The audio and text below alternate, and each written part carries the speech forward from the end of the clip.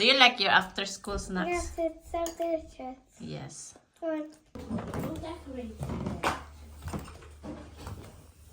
Going to school, madam. You finish your breakfast? Milk. Where's your coat? Where's your jacket? Go get Jackie's coat upstairs. Hello everyone! Welcome to our channel. Kami ang Greek Filipino family na nandito sa United Kingdom. So for today's video is gagawa ako ng pangmerienda ng mga anak ko. Dahil mamaya pagka-uwi nila galing sa eskwelahan is gugutumin na naman yun sila. And so kaya magluto ako ngayon bago sila para pagka-uwi na nila is luto na yung gagawin kong kakanin. Ang gagawin ko ngayon is putong bigas. So Bisaya style na puto. So putong bigas. So hope you like this video and enjoy watching. So first is gagawa muna ako ng yung tinatawag na tansu. Yung ano siya, rice flour at saka i-mix with water. Tapos lutuin ang hanggang sa lumapot siya. So i-mix ng mabuti with the low heat. So hanggang sa lumapot to siya is pwede na to i-set aside. Tapos kapag na-set aside na is gagawa na tayo din ng mixture para sa putong bigas. So ang gamit ko ngayon is ito, harina na bigas harina rice flour. So, gagawin ko muna tong tanso bago ako gumawa ng puto mixture. Tapos, ihalo itong tanso sa puto mixture mamaya. So, ganito na yung itsura ng tanso kapag ready na siya. Ayan, malapot na siya. Matigas na malapot. So, palamigin ko muna to bago ko ihalo sa puto mixture mamaya. Ito na yung mixing bowl. So, ilagay ko na dito ang yung harina, yung bigas na harina, ayan.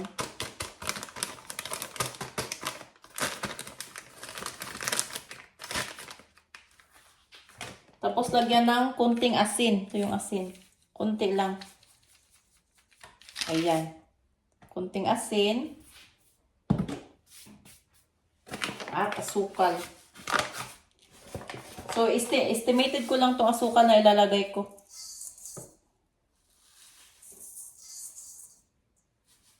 So, 2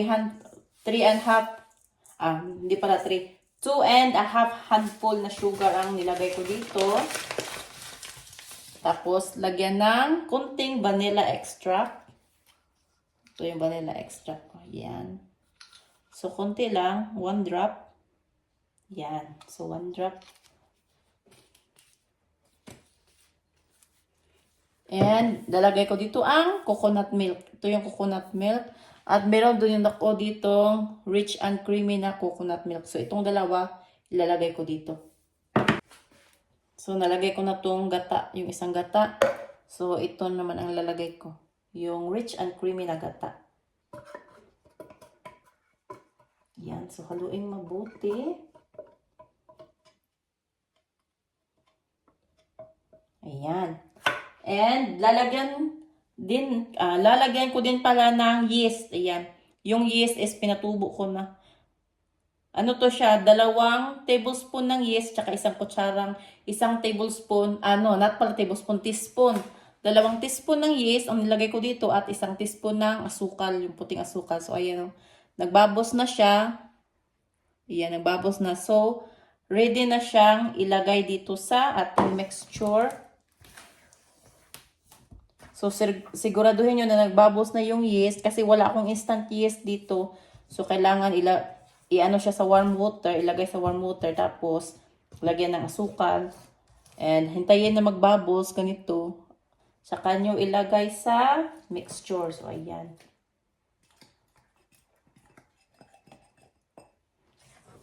Yan, so haluin lang siyang mabuti hanggang sa mag-smooth. At ito yung tanzu na ginawa ko kanina, yan. So, ihalo ko dito sa puto mixture.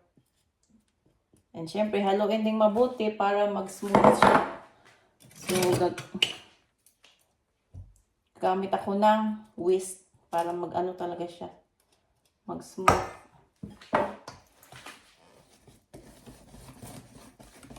So, haluin siyang mabuti. So, make sure mag-smooth na yung mixture niya.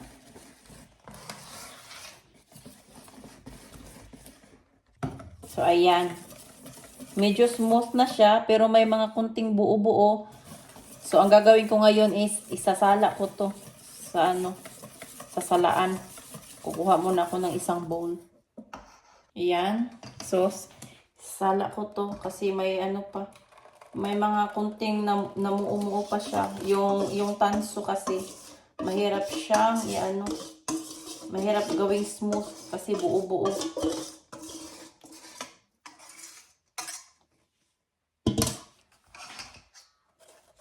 Ayan. Para sure talaga na smooth.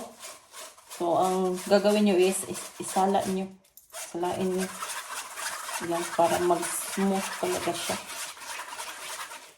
So, ayan. Smooth na siya.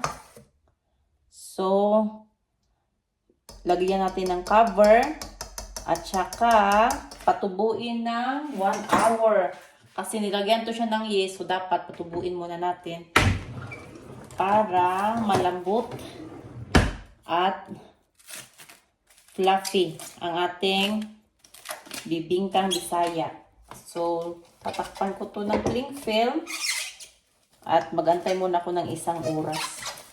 Kung wala kayong cling film, pwede nyo lang takpan ng plato or cloth, yung mga kung meron kayong mga malinis na cloth, so takpan nyo. So, ayan.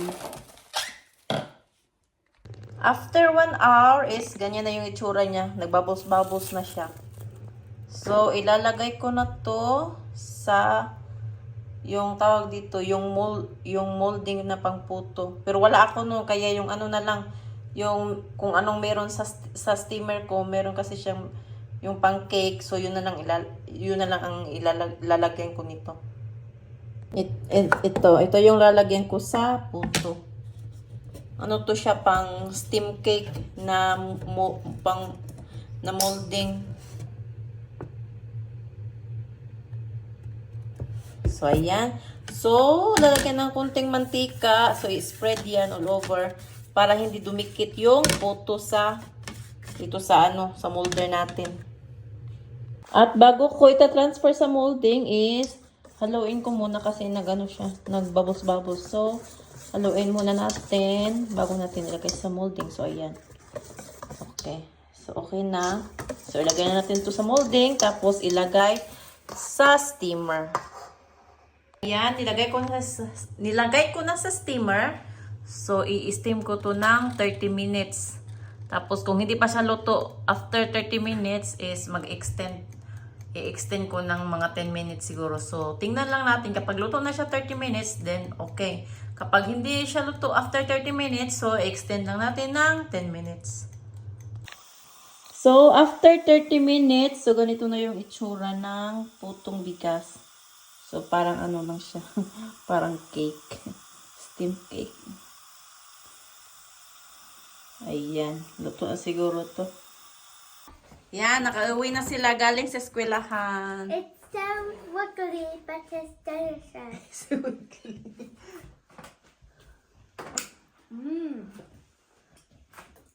Ba't na ganun? It's so wiggly, but it's delicious. I really like the soft texture and it's a perfect amount of sweet. Yeah. But I think it's overcooked. The taste is amazing. Still alright. Mm-hmm. I love it because it's so wiggly and delicious. So, ang oras ay 3:49. Naglakad pa kasi kami. Tapos, out nila sa school is 3:15. Tapos, si Jackie lumabas, 3:25.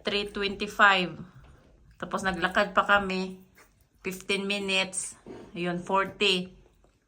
3:40. Tapos, nagbihis sila. So, ayan. So, 3:50 na. 9 minutes nagbihis. So, ayan. Kain na sila ng kanilang merienda. Ang kanilang after school snacks. Do you like your after school Yes, snacks? it's so delicious. Yes. So, did you make a chewy Dubai chocolate? No. I make that one, the puto and the rice cake. Oh, Yeah. Ayan. Nagustuhan nila ang putong bigas. I put it 1 million out of 10. Oh, wow. Thank you, Jackie. You're welcome. That's very kind of you. Thanks. Yes. Naubos ni Philia. Naubos niya. My favorite Very Bobby. delicious taste. is Yeah, thank chewy Dubai chocolate. It's a Korean sweet. It says Dubai. So it should be Dubai, not Korean. Dubai chocolate is Dubai. Oh. Si Jackie, malapit na niyang maubos yung puto. Kasi! What are you doing there? Si Kasi ayaw pang bumaba. Diretso sa cellphone niya. Laro-laro. Slowly, slowly. What happened, Philip? Nothing. Why are you staring outside? It's no cloud. Yeah, it's going to rain now. Okay, andito na si Cassie. So, kakainin na niya yung putong bigas na ginawa ko. Si Nice. Cathy, I'd be very Philia. I got to the new iPhone update today. The texture is very soft. Do you I like got it? the new iPhone update. I updated my phone last night. And how about the taste? Isn't it nice? Mm-hmm. Yes. So jelly-like. Ayan, so maraming salamat sa panunood at sa always na pagsuporta nyo sa aming mga vlog. And sana patuloy nyo pa rin kaming susuportahan. Sa mga hindi pa nag-subscribe, please subscribe our channel and please like our video na rin. So maraming salamat talaga sa inyong lahat. Especially sa mga subscribers namin. So always and always maraming salamat sa inyong lahat. So, see you in the next vlog. See you soon. Bye!